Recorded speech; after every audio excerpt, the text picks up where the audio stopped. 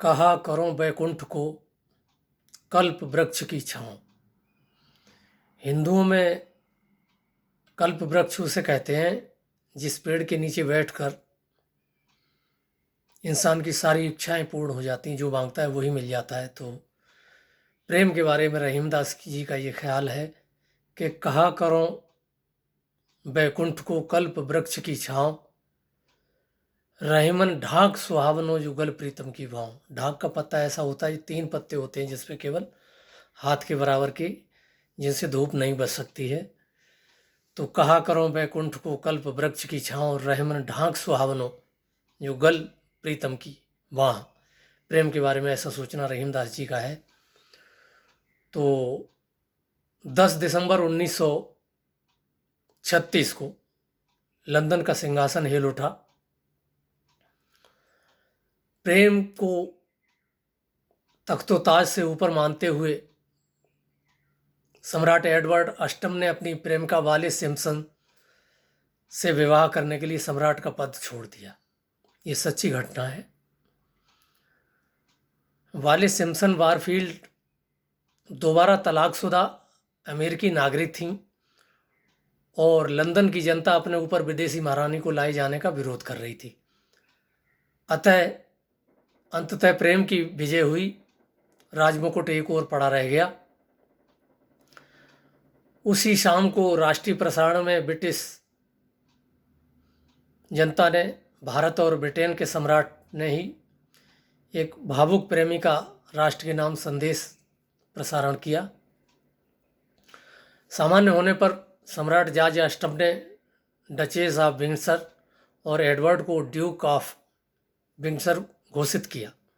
प्रेम के बारे में अलग अलग लोगों की राय है और मैं बताता हूँ आपको कि नवंबर 2005 में दिवंगत हुई प्रख्यात लेखिका अमृता प्रीतम, वो लिखते हैं कि संबंधों का आदर्श रूप क्या है। जिसके साथ रहकर भी तुम अकेले हो वही साथ रहने योग्य है।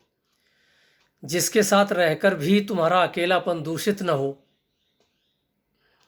तुम्हारी तन्हाई, तुम्हारा एकांत दूषित न हो, जो अकारण तुम्हारी तन्हाई में प्रवेश न कर सके, तुम्हारी सीमाओं का आदर करे, तुम्हारे एकांत पर आक्रामक न हो, तुम बुलाओ तो पास आए पर उतना ही कि जितना तुम बुलाओ, तो जीवन में कभी आपका प्यार कम नहीं हो सकता। ये प्यार के बारे में अमृता प्रीतम का ख्याल है। और एक शेर है कि मोहब्बत की नज़र वो है कि जो दिल में जगह पाए। अगर प्यार है सच्चा परमात्मा के प्रति, इंसान के प्रति, समाज के प्रति, मोहब्बत की नज़र वो है कि जो दिल में जगह पाए। मोहब्बत हो अगर सच्ची तो पत्थर मोम हो जाए। अकबर के दरबार में सूरदास ने राग को सुनाकर अपने मजीरों को पत्थर पर रख दिया था, तो उनका राग सुनकर वो पत्थर जो है मोम की तरह बहना शुरू हो गया था। तो मोहब्बत की नज़र वो है कि जो दिल में जगह पाए। मोहब्बत हो अगर सच्ची तो पत्थर मोम हो जाए। मोहब्बत ने अनल हक को जहाँ में गीत सुनवाए। अनल एक मुसलमानों में बहुत अच्छे संत हुए थे जिन्होंने हिम्मत की थी कि अहम ब्रह्मास्मि, यानी मैं ही ब्रह्म हूँ।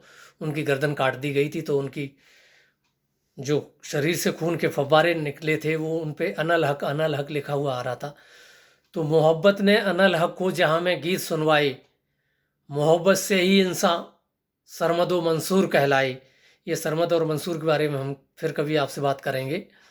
इसी से राबिया बसरी ने ऐसे मर्तबे पाए। राबिया बसरी जैसे अपने यहाँ मीराबाई थी हिंदुओं में, इसी तरह इनके यहाँ रबिया थी जो बसरा की रहने वाली थी, तो रबिया बसरी उनको बोलते थे।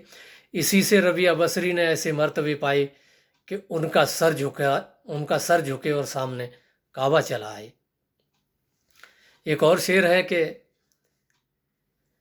अब किसको देखना है तुम्हें देखने के बाद। ये आशिकी में और सूफियाने में दोनों तरह से आप ले सकते हैं कि अब किसको देखना है तुम्हें देखने के बाद। पर्दा गिरा दिया है तुम्हें देखने के बाद।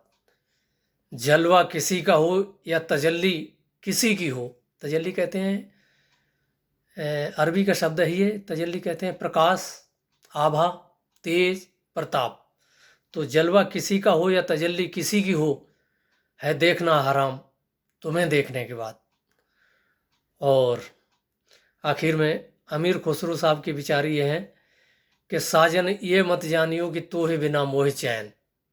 ब्रजभाषा में लिखते थे, साजन ये मत जानियो कि तो है बिना मोह चैन, दिया जलत है रैन को, यानी lamp in burn in night what I burn day and night. कि साजन ये मत जानियो कि तो है बिना मोह चैन, दिया जलत है रैन को और मैं जलती दिन रैन। ये प्रेम की पराकाष्ठा है। जय हिंद।